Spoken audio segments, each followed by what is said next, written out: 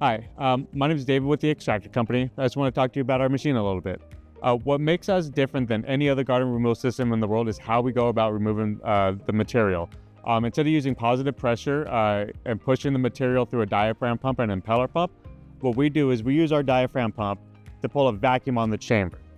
The diaphragm pump pulls a vacuum on the chamber, Garnet and water comes in, Garnet separates out through a crossflow separator, and what's essentially clean water goes back to the top of the crossflow separator, through the diaphragm pump, back into the Waterjet catch tank. By doing it this way, we get a faster removal rate and also a lot less maintenance on our diaphragm pumps since we're settling out most of the material before it goes through the pumps. So with our bottom dump units, we have three different sizes. We have a VX1100, an XR1500, and then an XR2500. The difference between the three machines is the amount of material that they remove at a time. With the VX1100, removing 1,100 pounds of garnet at a time, the XR1500 is 2,000 pounds of material, while the XR2500 is 3,000 pounds of material.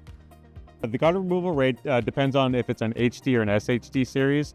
The HD series, which is a 1-inch diaphragm pump, is upwards of 38 pounds per minute, while the SHDs with the larger 2-inch diaphragm pump can pull up towards 100 pounds per minute. If you're going through less than 100,000 pounds of garnet a year, with the 2-inch diaphragm pump, I would say you would do a rebuild every 1 to 2 years.